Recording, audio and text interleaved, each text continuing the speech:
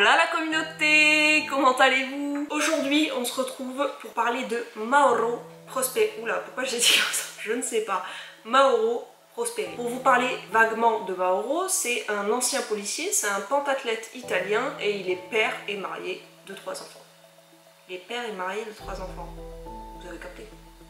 Un jour, il va aller prendre le café chez un de ses amis qu'il connaît depuis à peu près 7 ans, qui s'appelle Giovanni. Et Giovanni, sachant que Mauro est un peu sportif, va lui proposer de faire le marathon des sables. Pour ceux qui ne savent pas, le marathon des sables, c'est ça.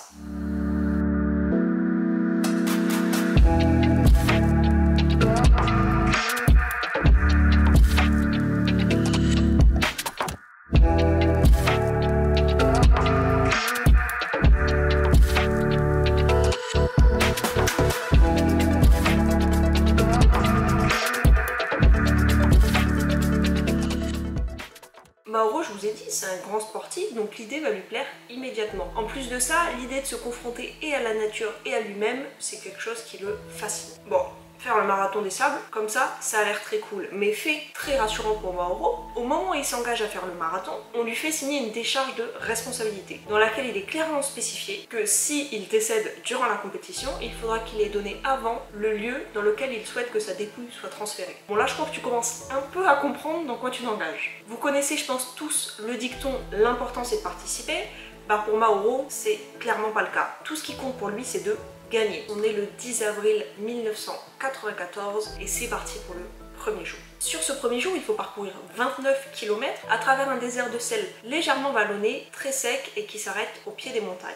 Tout se passe très bien pour Mauro, donc on enchaîne sur le deuxième jour qui est lui par contre un peu plus long parce qu'il faut parcourir 38 km. Mais en plus de ça, il faut parcourir des passages rocheux qui sont très difficiles techniquement. Mauro, ça lui fait pas peur, c'est un sportif donc il est quand même habitué à ce type d'effort. Il faut savoir quand même que cette course, chacun l'a fait à son rythme, ce qui veut dire que le matin, tout le monde part ensemble, mais que les 3/4 du temps, l'étape tu l'as fait seul parce que tu cours pas au même rythme que tout le monde, c'est normal. Le troisième jour est plus court, c'est-à-dire qu'il y a 29 km à faire.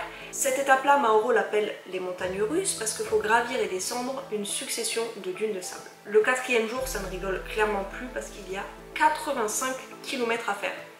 Je sais pas si vous avez entendu, attendez, je le refais. 85 km à faire, genre. 85. Cette étape-là, elle est faite pour pousser tous les participants à se dépasser. Et devinez en combien de temps il faut la faire. Je vous laisse me dire en commentaire, sans tricher, je vous ai à l'œil. Il faut 10 à 36 heures de course pour faire ces fameux 85 km. Mauro, il commence le quatrième jour, plus confiant que jamais. Il voit qu'à un moment donné, il a l'impression de pouvoir couper à partir de petites dunes de sable, donc il commence à passer par là. Sauf qu'au moment où il commence à monter sur les dunes de sable, un vent se lève, une tempête démarre et Mauro en fait il est en train de comprendre que s'il reste au niveau des petites dunes de sable, il va clairement se faire ensevelir. Donc il bouge le maximum, il voit pas grand chose à cause du vent mais il continue d'avancer sans cesse pour ne pas se faire ensevelir. Le seul problème c'est que la tempête il ne s'en doute pas mais elle va durer 8 heures. Donc pendant 8 heures, Mauro va cesser d'avancer à l'aveugle. Vous vous en doutez, avancer à l'aveugle égale ne pas suivre de chemin, égale, je vous écoute, égale clairement se perdre. La tempête commence à se calmer, sauf qu'au moment où elle se calme, il fait déjà nuit, et en plus Mauro du coup il est tout seul, il ne voit personne aux alentours, donc il s'embête pas, il se prend un petit sac de couchage, il dort, et il attend le lendemain matin avant de faire quoi que ce soit. Le lendemain matin, Mauro il est très confiant, il ne se pas du tout de ce qui va se passer. Il mange sa petite barre énergétique, il range son sac de couchage et il se prépare à partir. Comme je vous ai dit, Mauro il est confiant. Il se dit bon je vais reprendre la course même si j'ai perdu un peu le chemin et que c'est que je pense que le top 10 est foutu pour moi. Je reprends la course, je vais bien finir par croiser des marcheurs ou voir le balisage et puis je rattraperai les autres. Il se remet à courir et puis à un moment donné il va monter sur une grande dune et là il va se mettre en haut de la dune et il va regarder partout et en fait il se rend compte qu'il n'y a personne de chez personne. Mais surtout il n'y a plus aucun balisage parce que la tempête a tout effacé en fait. Plus aucun balisage ça signifie plus aucun repère pour Mauro. Il n'y a rien ni personne, imaginez-vous en plein milieu du désert. Tout ce que vous voyez, c'est des dunes de sable en fait. Forcément, vous vous en doutez, étant donné que Mauro, il n'était pas au dernier bivouac, ils vont s'inquiéter de ne pas le voir et ils vont lancer des recherches. Des recherches, c'est-à-dire des 4x4, des hélicos, etc. Mauro, il voit d'ailleurs passer un de ces hélicos, donc il va rapidement prendre la fusée de détresse qu'il a dans son sac à dos, l'allumer, sauf que l'hélico ne va pas la voir, donc ils vont continuer leur chemin.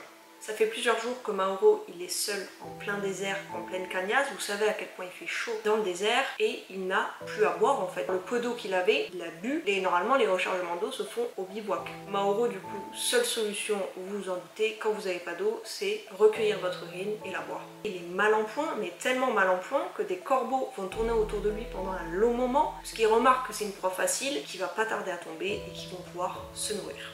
Chance pour lui, à un moment donné, Maoro il voit un édifice au loin, donc il pense qu'il va y trouver du monde, de l'eau, de la nourriture, et que son calvaire va être terminé. Sauf qu'au moment où il entre, il voit une pièce vide avec simplement un tombeau au centre.